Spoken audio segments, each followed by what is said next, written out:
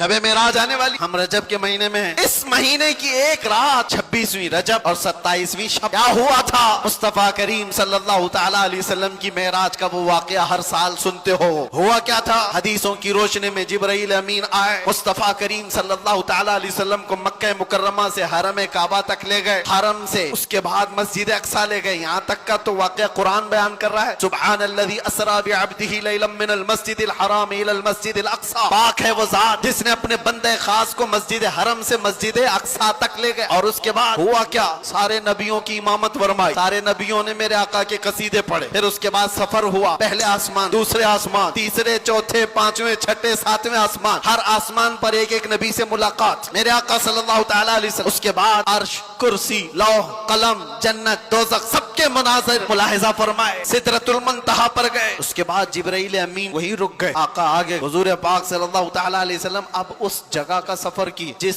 جگہ کا نام ہی نہیں، لا مکان، اس کو جگہ بھی نہیں کہہ سکتے، جگہ وہ ہے جو کائنات کے اندر میں، وہ لا مکان، مکہ ہی نہیں، اور اس میں سمت بھی نہیں، نہ پورب، نہ پچھم، نہ دکھن، نہ اتر، کچھ نہیں، یہ تو وہاں ہے جہاں سورج نکلتا ہے، اور اس جگہ میرے آقا گئے جہاں سورج نہیں، چاند نہیں، اس کے آگے پہنچ، اور پھر وہ ایک ہی مقام قرب تھا میرے رب ذوالجلال کے حضور، رب تبارک و تعالیٰ کے حضور گئے، اور کیسے؟ قاب قوسین او ادنی، دو کمانوں سے بھی کم کا فاصلہ رہ گیا تھا، میرے آقا اتنے قریب گئے، اللہ کریم نے اپنے قرب میں، اپنے جلووں میں جتنا وقت چاہا حضور پاک صلی اللہ علیہ وسلم کو شرف ملاقات عطا کیا۔ بعد میں پھر حضور آئے، بیان کرنے میں اتنا وقت لگ رہا ہے، معراج کا پورا واقعہ بھی نہیں، سمری بیان کر رہا ہوں، خلاصہ، اور حضور رب تعالیٰ کے حضور سے تحفہ بھی لے کر کے آئے، پتہ ہے 50 نمازوں کا، موسیٰ علیہ السلام ملے، کہا 50 آپ کی امت نہیں پڑھ پائے گی، کم کرا لائیں، گئے اللہ کی بارگاہ میں 5 کم کرائے، پھر آئے، پھر 5 کم کرائے، پھر آئے، پھر 5 کم کرائے، 9 بار بار بار بارگاہ رب العزت میں جاتے رہے، آتے رہے، آخر میں 5 رہ گئی، پھر آئے۔ سوچو یہ بیان کرنے میں اتنا وقت لگ گیا، صرف چھوٹا سا سمری اور خلاصہ،